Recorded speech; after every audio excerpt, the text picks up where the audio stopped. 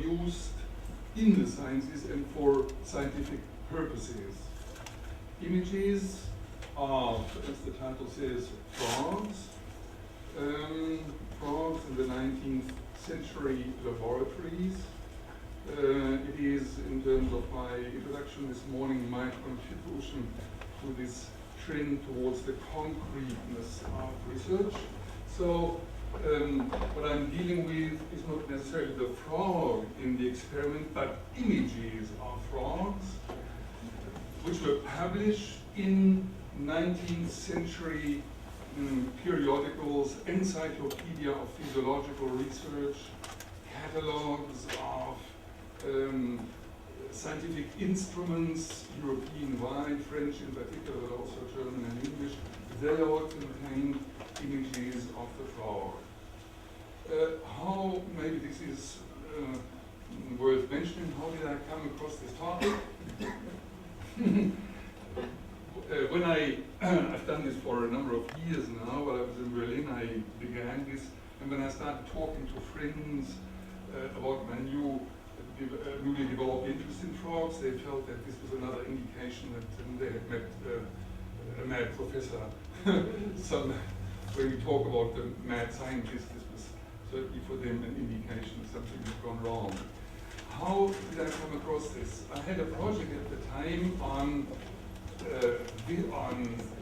perceiving and imagining space, and the imagined space is partly based on 19th century sources, and one of the areas I simply had to broach at the time was the beginning of physiological research into the process of seeing. The physiologists in the 19th century were fascinated with the topic that is certainly age-old, back to Plato, but now it had been turned into the topic of physiological laboratory research.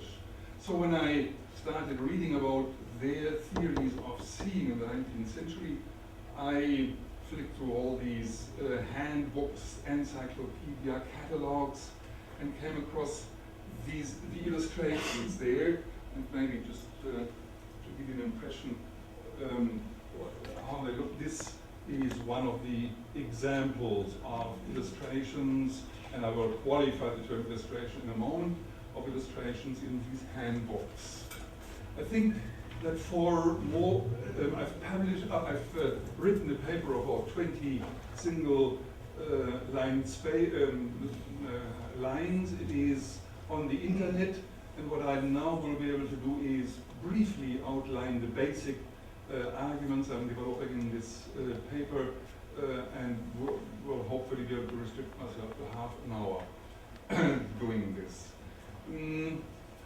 So the more I looked through these catalogs and handbooks, the more fascinated I became, and the first idea was that I should try and publish an anthology with texts and these illustrations. Another little anecdote, I was in Humboldt University at the time, I asked the secretary to please type the few laboratory protocols I had come across and other texts. She did this, and one morning I came into the office and I had the pile of photocopies I had given to her and 2 discs, and she said, no longer. This is it. She's had it. Typing these revolting texts, laboratory reports, describing in detail how the legs were cut off, how the breast of the frog was opened to remove the heart and do experimentation on the heart, how the back was split to lay bare the spine, and an experiment on it in graphic detail. And these illustrations go with it. So the secretary said this is a union case. Either I have to continue writing this and I quit, or you relieve me of this is brutal and cruel. And she associated me with the cruel fantasy thing that I like these texts. I come back to this anecdote, hopefully at the end of my paper, when I talk about ethics of imaging. So I am pretty certain that for about 100 years or more, the frog was the most common laboratory animal. Certainly more than 100 years. The first text which I have is from Alexander Humboldt, who describes in great detail how he got interested in galvanism, animal electricity. He bought himself one of these electricity apparatus and would not travel without this apparatus, and he describes then that he comes to his hotel room, sets up his belongings, his apparatus, leaves the hotel and collects a few frogs to do experimentation on the frogs every night in his travel. He may have been an exception, yet it would not have been uncommon. So this was a common practice, and the frog was considered a very convenient animal for research, easily collected. It was often called dumb because it did not resist. Even in the experimentations, when another animal, say dogs and rabbits were relatively common, or as common as frogs certainly, when their legs were cut off, they screamed and they made resisting noises and gestures. The frog didn't do this. So one of the first thing was ideal. This is my animal, it doesn't show any resistance. The second is more important as a response. The second was the frog is an animal incapable of suffering. And this provided the legitimation for doing all kinds of experimentation on the frog. The frog was different from the human being in terms of its inability to suffer. The frog, again, I come to this in a moment, the frog was often linked to La Mettrie's idea of l'homme machine, the living organism as a machine, but without any integrity and certainly without this psychical ability to experience and to suffer. So hundreds of, I'm careful with my figures, hundreds of thousands, I think it's justified to say millions of frogs were killed in these experimentations in the 19th century. Not only in laboratories of research of physiologists, but also in demonstrations. Very well into the 20th century, every student of medicine or pharmacology, of zoology, would have done experimentations on frogs. I must admit that I did this myself. I've killed 2 frogs. It was not uncommon at all, just in parentheses. These days, this is still continued, but not with living frogs. A software program has been developed so that every student in a medical lecture hall has the laptop in front of himself, and they insert the disc, and then experimentation can be done on this virtual frog. The dissections and all this based on the model of the dissections of the living frog in the 19th century. And at the end, the demonstrator hits a certain button, and all the bits and pieces floating around are joined together, and the frog makes a quack and jumps into the pond. This certainly is an indication that progress does exist. Now, the question is, again, I'm not so, certainly I'm interested individually in this issue, how could this come about, this sacrifice of these millions of frogs, but what I'm going to talk about is indeed the images of the frogs.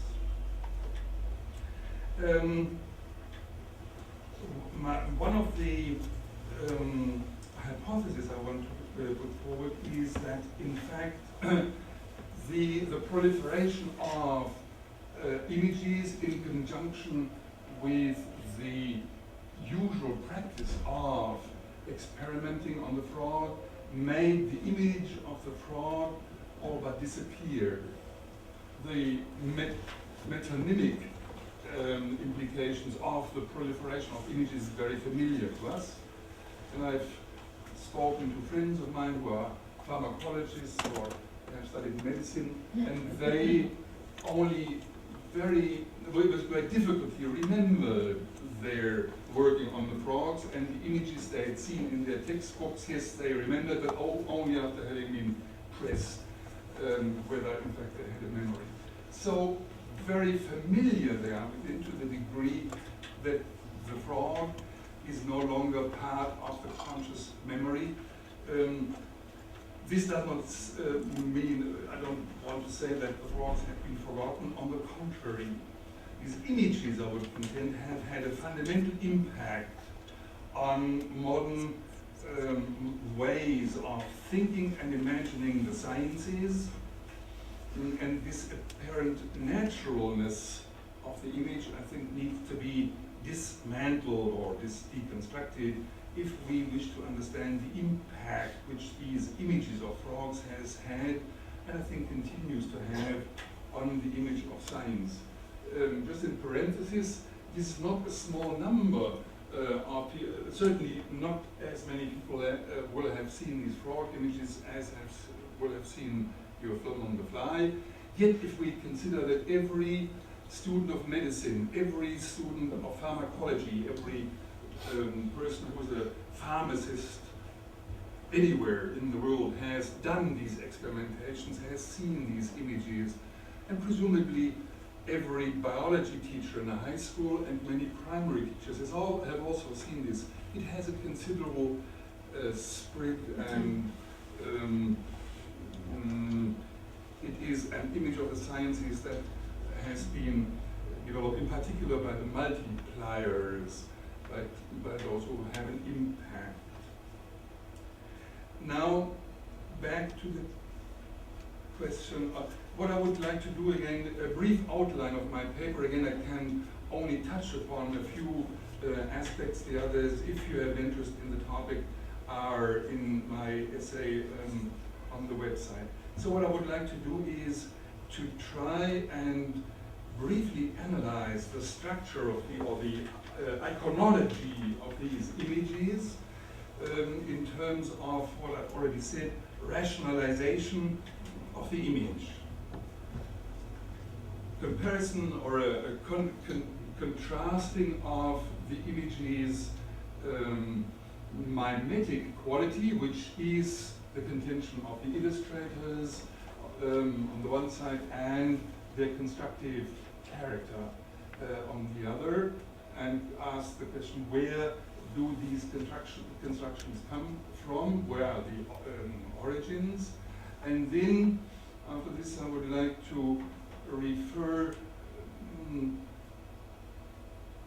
Mitchell in his lecture today referred to the not uncommon theory that images don't have an origin, they don't begin. And the same thing can be seen here. While these illustrators were convinced that their representation, their construction of frog images were something very new, the real rupture with traditions based on their scientifically trained eye, I would contend that this is a deceptive view, a self-deception on the part of the artists who created these images, the deception, and it is possible, I think, to demonstrate not only on an abstract, speculative level, but empirically, that very old traditions, mythological traditions, are still operative, are still present in the most advanced scientific images based on frogs. So what has been introduced already in our discussion today, the simultaneity of abstraction in terms of the scientific mind, the scientific gaze on the one side, and the maintenance, strong maintenance of mythological traditions in image building is an underlying hypothesis of my paper, and then I would like, if I have the time, to conclude by making a few comments about the question of an ethics of image production. Very briefly, a summary of the illustrator's position. So there's an American called Huppauf. He was one of the most influential artists who designed those illustrations. We don't know much about these artists. They hardly ever sign their images. You can see there's no signature. Sometimes we would have one. French illustrators in particular normally did not sign their pictures here, but inserted their name somewhere here, almost invisible. This can certainly be interpreted as their wish to be present, to be part of this scientific process of experimenting and documenting or imaging the scientific process. At the same time, they may have had either a bad conscience or a sense that they did not belong in this context, and this can certainly be interpreted. So we don't know a lot about these authors, yet a few of them did publish books, mostly text books in which they passed on their skills, books for classes in which other science illustrators were taught what to do and what the aim of their illustrative work would be. So the eye of the science illustrator is, if I may summarize 3 or 4 of these authors, the eye of the science illustrator captures the object, and this is a verb that appears in many of these accounts. It captures the object, it observes the object with great care, and attempts to reproduce it on a 2-dimensional sheet. And the attempt to reproduce it on a 2-dimensional sheet is as accurate and detailed as possible. And long treatises are written about detail and why it is important that an illustrator focuses often with a magnifying glass on the object, and why this has advantages over the newly invented photography as one possibility. And the photography was not popular among the illustrators and all the handbooks, encyclopedias, and so on that I had in mind. Actually, I remember only 1 or 2 where photography was used at all. So pictures produced by science illustrators, they themselves say, are illustrations and nothing but illustrations. I would assume that there has been a dialogue between the illustrators and the experimenters in the laboratory. We know nothing about this. I've looked carefully whether there are any traces, any documentations. I found nothing. Peter Gallerson is here, he is the expert on the laboratory, but more the physical laboratory. These are laboratories of biology, physiology, the life science. I don't know whether, if you have a hint, I would be most grateful where to look. So what happened between the experimenters on the one side and the illustrators on the other, we can only speculate about. My speculation, is very general and vague one, is that both share the same view in as far as the experiments and as far as the illustrations are concerned. The illustrators certainly submitted their own tasks to the interests, the definitions of the experiment defined by the scientists, by the physiologists, and did not see themselves, and this can certainly be supported, did not see themselves as artists. I don't want to develop this argument, yet this is a surprising thing to note, and one could very well put forward the following hypothesis. This happened in the late 19th and early 20th century. The latest textbook, the latest encyclopedia or catalog this actually is, I am aware of, is from 1934. After this, other catalogs may have existed, but I haven't come across them. And the earliest one are from the mid-19th century, 1840, or approximately 1840. So this is the time span during which these were produced.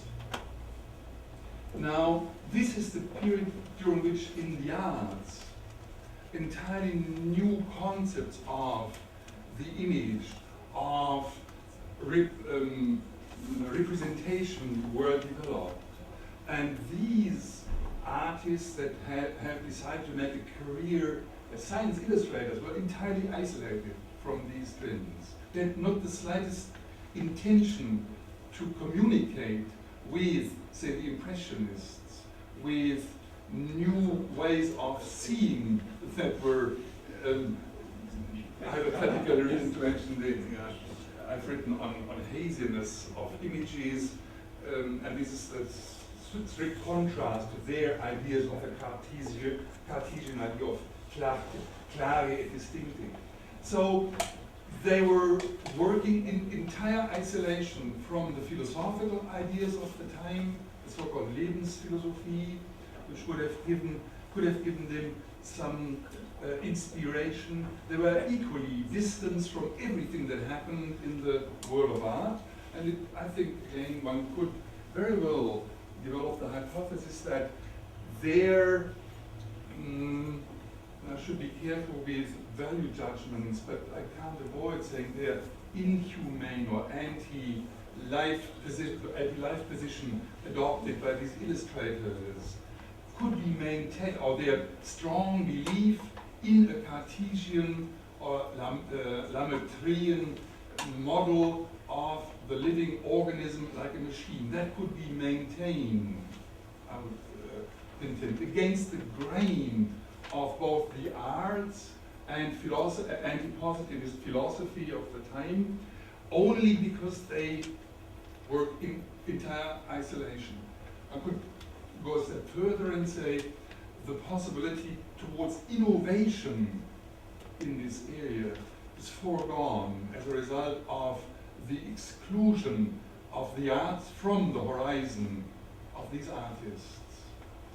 So what may have been, what could have amounted to something new, an innovation, a new approach to the image or scientific images, had the arts been in a position to influence these authors, never happened.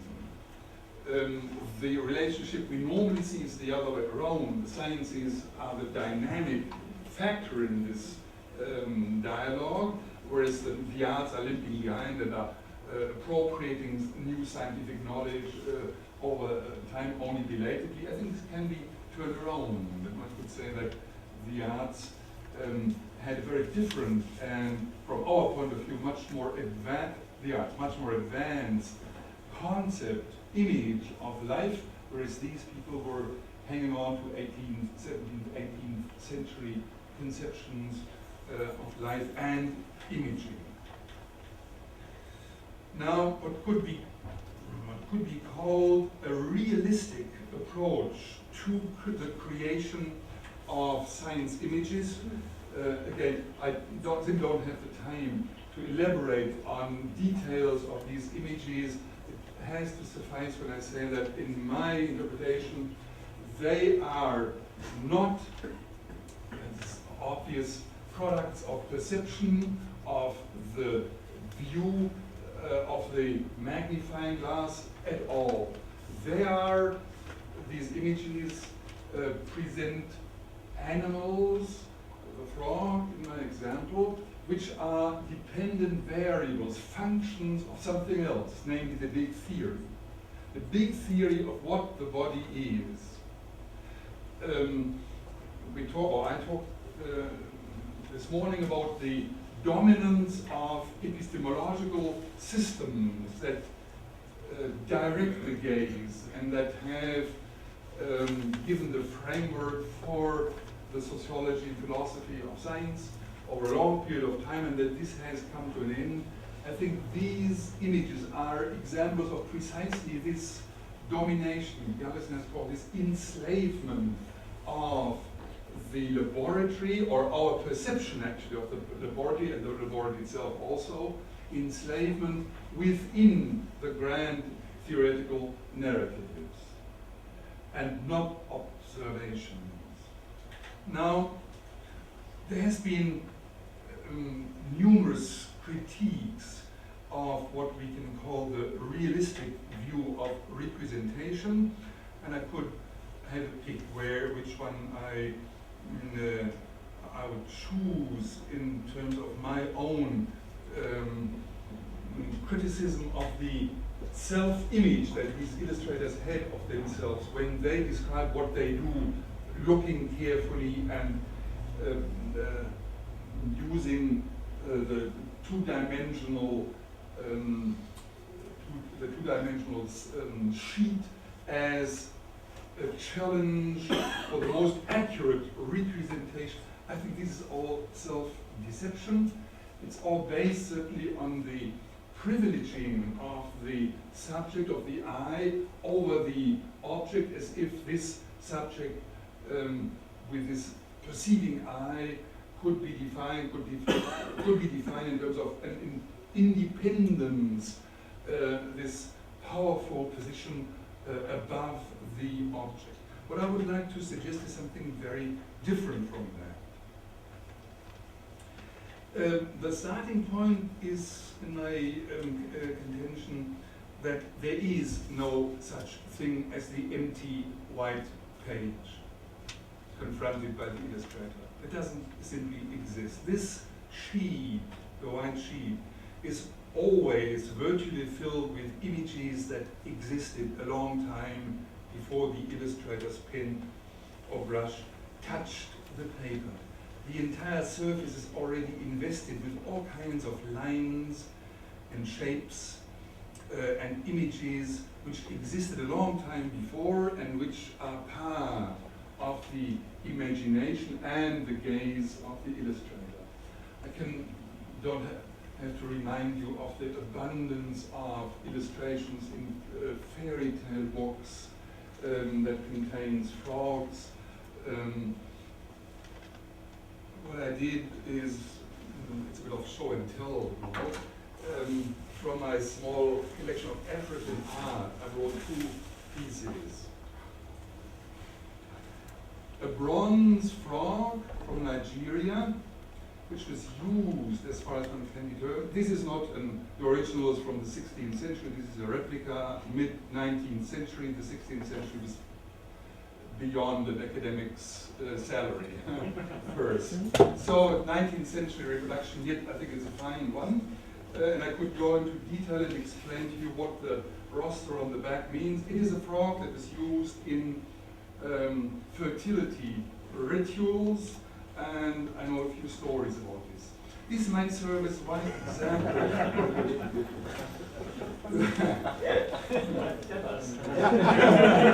Later on, we'll have wine and cheese after Stefan's paper. So, and again, I could tell the story. I just don't have time. To make it more attractive, I to my cover and have this from my small collection. This is the head of a sorcerer, Ivory Coast. It's a very recent 20th century. And what you see is a disfigured face. It's a Janus face, actually, two-sided. And this is not a deformed tongue at all. This is, I hope you in the back can also decide, it's a tongue. It's a tongue in the shape of a frog. And why is this? And you may see that the sorcerer has also snakes curled around his head. Why does he have the frog as a tongue? It's relatively simple as soon as you know a bit of West African folklore and mythology. This symbolizes, is not the right word, the frog is the embodiment, the physical expression of the lie, the untruth. the frog the frog has a very ambivalent history in mythology. Primarily, as this one, it is concerned with fertility, like in Greek mythology, where the world, in Thales' world, comes from water. Most non-European myths share this idea of the water, the liquid, the female, and the frog as life-giving.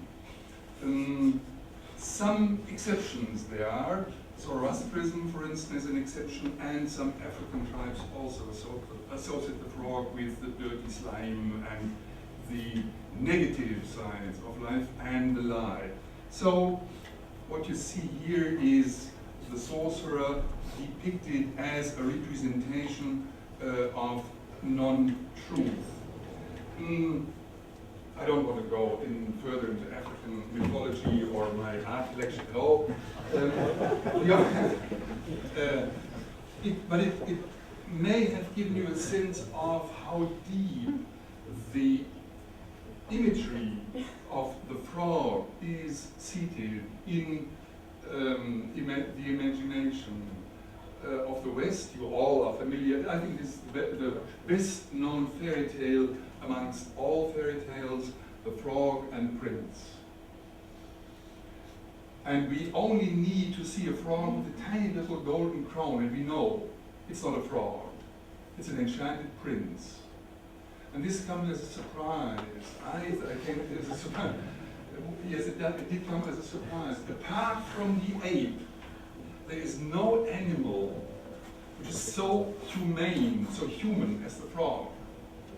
If you think through the whole fauna in your imagination, the frog is the only animal that is associated with a metamorphosis. And if you look back to Aesop's fables, and the frog is the human amongst the animals. Very surprising. It has no hair, no feathers, and yet there are a number of similarities that I've gathered over time. Many folklores associate the frog on its back with a baby on its back, lying on its back. Or a frog swimming in the pond is performing breaststroke and is seen as if you. So I don't want to go into more details. I could. My point now is the following. It has been entertaining, and it's supposed to be entertaining. The way I've phrased this in my paper is much more abstract. It's late now, and no one has the concentration to follow these abstract examples. The point now needs to be a little more abstract, though. To repeat what I said before, these numerous illustrations are in science box publications of the 19th and 20th century have to be seen. Have to be seen in the context of the self-understanding, the grandiose narratives of the sciences and their epistemology. And the illustrators themselves being not really aware of the tradition going back to Descartes' machine metaphors in chapter 5 of Discours de la méthode or Lamettry. Many of them may have had a vague idea, but in fact they did not. But I would think, shared their view with the experimenters and presented in their own accounts, biographical accounts, presented their images as a contribution to the process of science, and they were proud of them. At the same time, there are numerous hints. I have many more been absorbed with my discourse so much that I've forgotten to show more illustrations. So these are all illustrations that in contrast to the, this is a particularly interesting one, to my mythological frogs, demonstrate something very different. This can be interpreted in a number of ways. Certainly the distancing of the illustrator's eyes from the suffering frog. Again, I'm hesitant to use value judgments, and suffering already injects this moralizing dimension, which I would like to stay away from. What I could do is to interpret this frog, and the way. So what's happening here is also a visualization of the image of the organism as a store of separate individual bits and pieces, like a machine that can be disassembled and reassembled. The virtual frog can be reassembled. The real frog in the 19th century was just discarded, thrown in the waste paper basket. Yet the image is a clear indication of this very specific view of the living organism. It can be dissected, and it consists of individual bits of organs which are seen as bits and pieces. Do we have the last one? Yes. In the paper that I've put on the internet, I've written 2 pages of interpretation of this one. What you see here is a very simple arrangement of pipes, and this is an illustration of Harvey. I relate it back to Harvey's theory of the blood circulation. What happened? This is not for laboratory experimentation, but for demonstration in the lecture hall. What the demonstrator does is he sets up this apparatus. And what you see here, blurred and vague, is nothing else but a frog heart. So what happens is this apparatus is set up in front of the 150 students in the lecture hall. The demonstrator cuts open the frog, extracts the heart, inserts 2 valves, and inserts the heart then into this apparatus, and then it needs a tiny little electrical shock, and it works as a pump, and makes the blood, or the, what's this English word? I've looked it up, physiologische Kochsalzlösung is the German word. It makes this physiologische Kochsalz. They normally didn't use blood because it would clot soon. So the idea is that this heart pumps and gives an illustration to the students what in fact the blood circulation is. I think there's hardly a way of illustrating more graphically this approach to what an organism, the body, in fact is.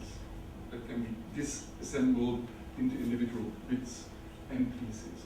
Now, the next point in my paper, would I have the time, would be to illustrate you, and now I can only put forward this as a general hypothesis, the idea that all these illustrators were consciously working on the level of a rational scientific explanation of their image building.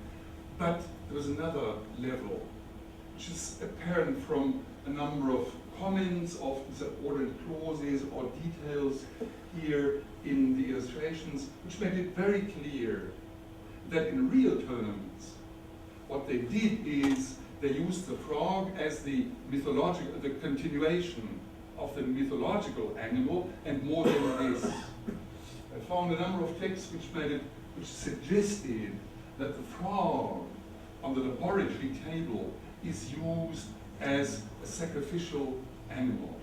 We know a lot about sacrificial animals, the past rams and cattle, never the frog.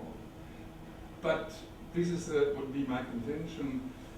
From the late 18th century onwards, when for the first time something to be called laboratory, the isolated space for experimentation was invented. The frog, in fact, was used as a sacrificial animal, and this quality that I refer to, the frog is the enchanted prince. The frog is the human being, only we don't see it.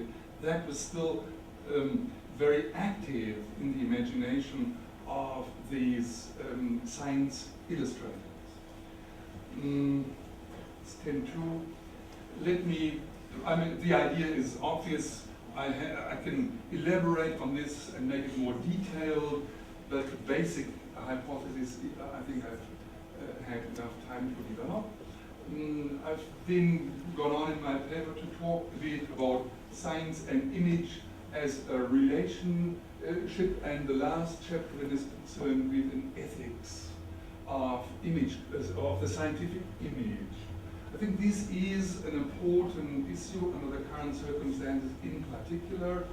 You all know, I have certainly seen images that I have, or pictures that I have seen, BASF or other big chemical companies promote themselves by publishing images of blooming mountain meadows and the happy cow in the Alps, thanks to BASF, only because the chemical industry has redesigned their fertilizers, and so do we live in this splendid environment. So I think there is a deep non-ethical attitude in the creation of images, and this can be re-injected, can lead me back to my account of frog images as an example, an early example of the sciences producing images for specific purposes. The question there is the first hypothesis I would like to put forward, it's nothing very original, is that it's a misconception, a misperception on the part of the illustrators when they think they are guided only by their scientific project, only because this is one of the reasons given by the experimenters, because of the similarity of the nerve fiber in the frog system to the nerve fiber in human beings. Was it so justified, legitimized to use the frog? These are, as I would like to argue, mere rationalizations. Underneath these rationalizing arguments is a different level. And I've associated this with a persisting level of mythology, of identification with the animal, the frog, on the dissecting table. And going back to my argument, to my sketch argument about ethics, it could be argued, I think, that this attachment, this effective emotional attachment to the illustrations, in contrast to the rational definition of the experiment and its illustration, that this emotional bond that the illustrator, I would like to argue, had to his object, that is the only chance to reinvest an argument about the ethics of illustration, the ethics of creating images.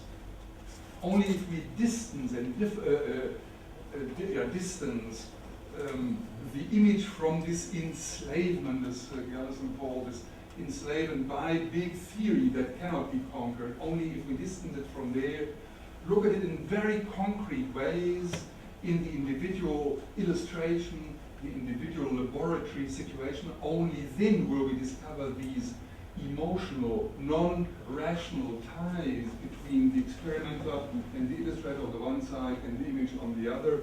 And only on this level, I think, the argument can be developed that an ethics of image creation is possible, which does not necessarily contradict, is not a reactionary response to the sciences. This would be certainly not fruitful at all. One will have to accept the scientific approach. But combining this scientific approach to the image making with this other dimension, again, would enable us, I think, to inject the debate about ethics in the current debate, and that's what certainly is a driving force behind my argument, the current debate about the life sciences, about images created of life under the circumstances of genetic engineering, cloning, and so on. Right, I think I've exhausted your patience for tonight. Thank you very much.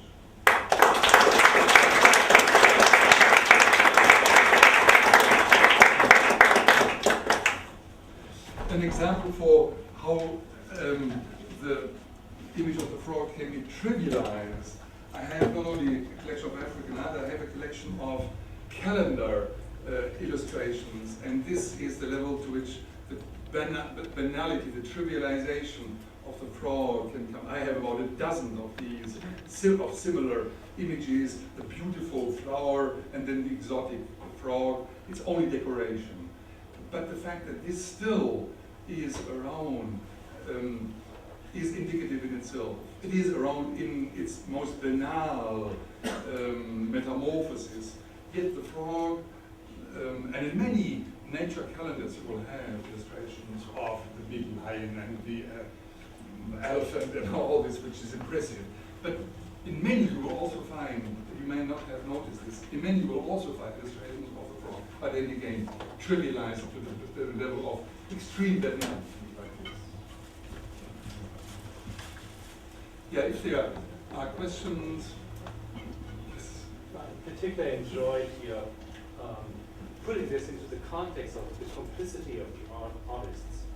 The ethical question at the end, that art very often serves power structures, and science can be seen as this solidified power structure. If you could go back to the very first French image, yeah. I have been given instructions how to do it. And this is it, yes. I thought I was technically incompetent. Yes, I am. Who helps me? See, we have the beginning now, and I am supposed to touch enter, but nothing happens. Place your mouse on number 2. Yeah. Place your mouse on number 2.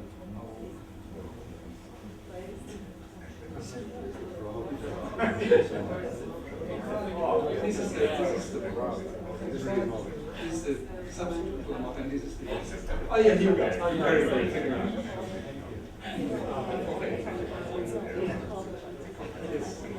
This is the one that this is the one we use for our program. Also, what I find so interesting is there's a dual message, particularly in the bottom picture, but it's also present in the top picture. Obviously, it's a dead frog. Well, this is difficult to I have a section on this very issue. Are these frogs dead or not? Oh, I see. It's when you look at it carefully enough, spend hours looking at this, it's very difficult to determine. The Nigerian frog that you still have there, if you would just hold it up, I would call it position 1, and that's actually a position that we usually see frogs in, namely the sitting frog. Yes. And the thing about the frog is that I, sort of, from my childhood experience, was now you see it, then you don't. Because the frog has the ability to jump. Yes. And what I find, particularly in the sort of aerial view of the second picture, the bottom picture, is it's the frog in flight. And that is sort of, there's both, for me, I get the image of the dead frog. Yes, I get the image of the dead frog and the frog that jumps away. That was an incredible childhood experience. You want to go for this frog and it's gone. And you had to run again. And sometimes it would jump, of course, into the pond, and then, you were lost. So I will not admit to any killing of frogs, but I do admit to we disable them usually. As you know, what happens is you pull off the hind legs, so they cannot. So they cannot do.